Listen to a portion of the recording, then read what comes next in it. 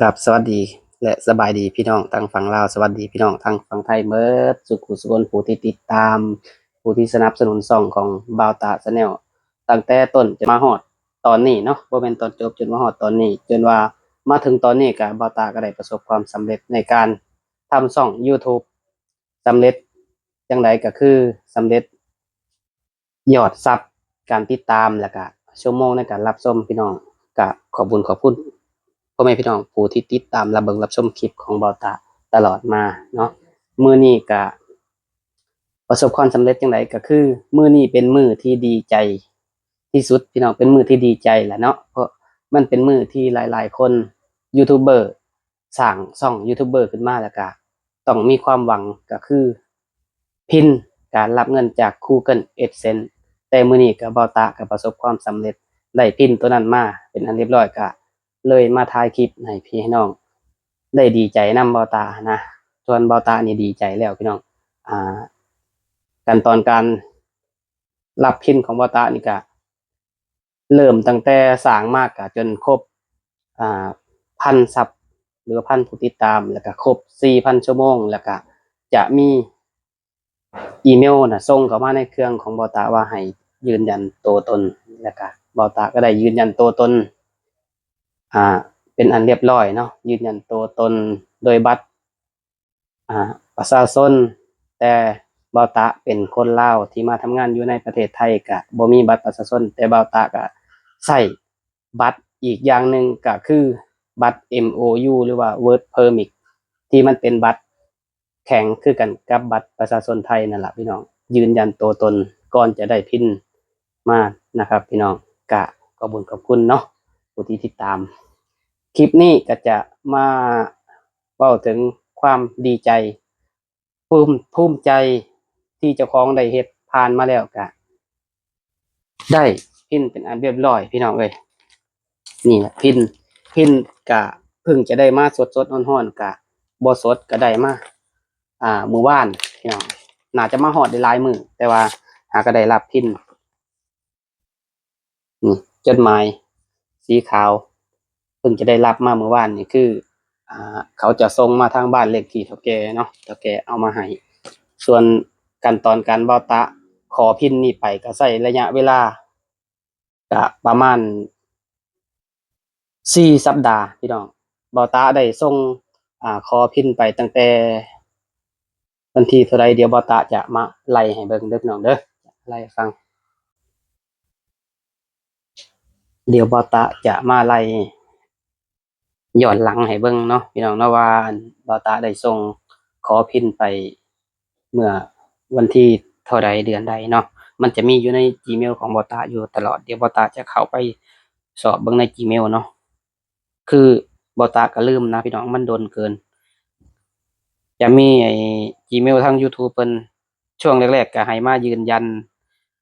ตัวตนนั่นล่ะพี่น้องยืนยันตัวตนเสร็จสิ้นแล้วก็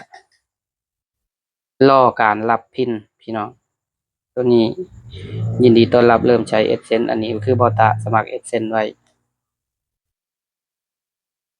อยู่ไสเนาะ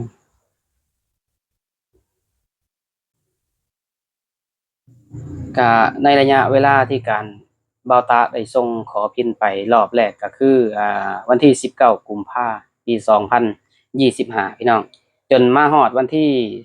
18 19มีนาบัดทีนี้มันมี Gmail ขึ้นมาว่าให้เว้าตะ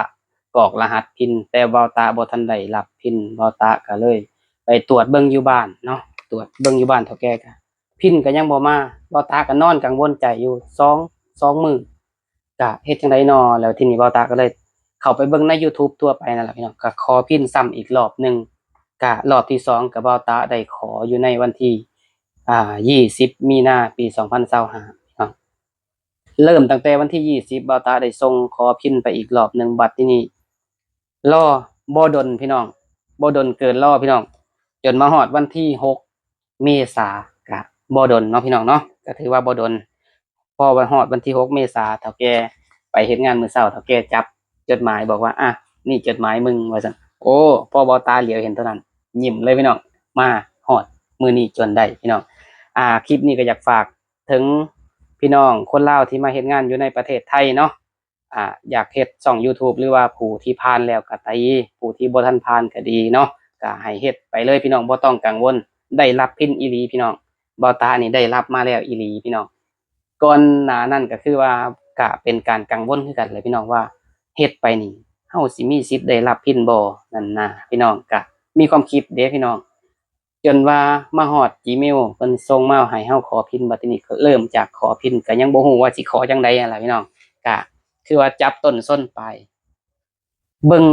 หลายช่องหลายครูบาอาจารย์พี่น้องก็ถือว่า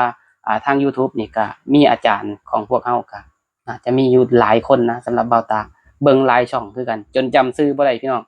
ว่าแต่เซิร์ชเข้าไปหม้องใดเห็นก็เบิ่งหม้องใดเห็นก็เบิ่งแล้วก็จังได้เฮ็ดตามขั้นตอนที่เพิ่นให้เนาะยืนยันตัวตนผ่านบัตรประชาชนแต่เฮาบ่มีบัตรประชาชนก็ยืนยันตัวตนผ่านบัตร MOU หรือว่า Work Permit เนาะพี่น้อง Work Permit หน้าตาเป็นจังไดเดี๋ยวบ่าวตาสิเอาให้เบิ่ง MOU หรือ Work Permit มันเป็นหน้าตาจังซี่พี่น้องนี่หน้าตาจังซี่นี่เป็นจังซี่พี่น้องอันนี้คือบัตร MOU ของอันสัญชาติคนที่บ่มีสัญชาติไทยพี่น้องคือบัตรตัวนี้เป็น MOU เป็นบัตรทำงานใช้ตัวนี้บ่ต้องไปใช้แบบบัตรพาสปอร์ตบ่ผ่านพี่น้องบ่าวตากรอกตัวนี้ครั้งเดียวเลยพี่น้องบ่น่าเชื่อถ่ายรูปทั้งหน้าแล้วก็ทั้งหลังทรงเพิ่นจะมี2บรรทัดให้ทรงบรรทัดบนจะเป็นข้างหน้าบรรทัดล่างจะเป็นข้างหลังบ่าวตาได้ทดสอบบัตรตัวนี้เลยคือว่าได้เข้าไปเบิ่งใน YouTube อ่าท่านอาจารย์ที่เพิ่นเคยสอนไว้ก็ได้เบิ่งเพิ่นว่าบ่ให้ใช้บัตรพาสปอร์ตแล้วก็ใบขับขี่ก็ผ่านยากบ่ผ่านเลยแหละพี่น้องก็เลยบ่ตัดสินใจลองเบิ่งตัวนี้ถือว่าโอเคพี่น้องไผมีบัตรตัวนี้พี่น้องคนลาวที่มีบัตรตัวนี้เนาะสามารถเฮ็ด YouTube ได้เลยพี่น้องบ่ต้องกังวลว่าสิได้พินบ่ได้อีหลีพี่น้องคลิปนี้บ่าวตาก็สิมาบอกพี่บอกน้องให้เฮ็ดไปเลยพี่น้องถ้าพี่น้องมีหน้าที่เวียกงานเฮ็ดอยู่ในประเทศไทยอยากอยู่ยาวอยากหาเงินเพิ่มอยากหาเงินเสริมก็ถึงจะได้น้อยหรือได้หลายก็แล้วแต่เนาะพี่น้องเนาะก็ถือว่าเป็นกำลังใจอีกอย่างหนึ่งที่เราได้เฮ็ดผ่านแล้วก็จะให้เฮ็ดต่อไปพี่น้องปีนี้บ่ผ่านก็ปีหน้าพี่น้องแต่บ่าวตาก็ล้มลุกคลุกคลานมากก็ถือว่าโดนพอสมควรพี่น้องจังสิได้รหัส PIN ตัวนี้เนาะอ่าส่วนรหัส PIN นี่บ่าวตาก็สิกรอกรหัส PIN ก่อนบ่าวตาก็สิกรอกกับบ่าวตาก็สิเข้าไปเบิ่งใน YouTube ให้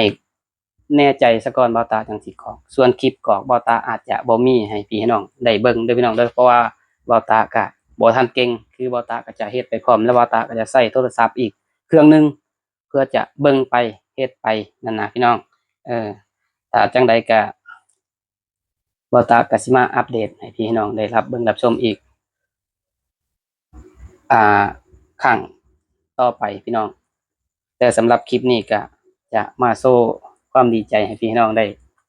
ดีใจนำพี่น้องได้รับพินแล้วพี่น้องเอ้ยก็ขอบคุณผู้ที่ติดตามและรับเบิ่งรับชมช่องบ่าวตาก็ขอบคุณ FC ทุกท่านที่ติดตามตั้งแต่ต้นจนมาฮอดประสบความสำเร็จฮอดมื้อนี้เนาะพี่น้องถ้าบ่มี FC ติดตามและเบิ่งและชมช่องของบ่าวตาตั้งแต่แรกก็อาจจะบ่ได้ประสบความสำเร็จในมื้อนี้ก็จังใดก็บ่าวตาก็ขอบคุณ FC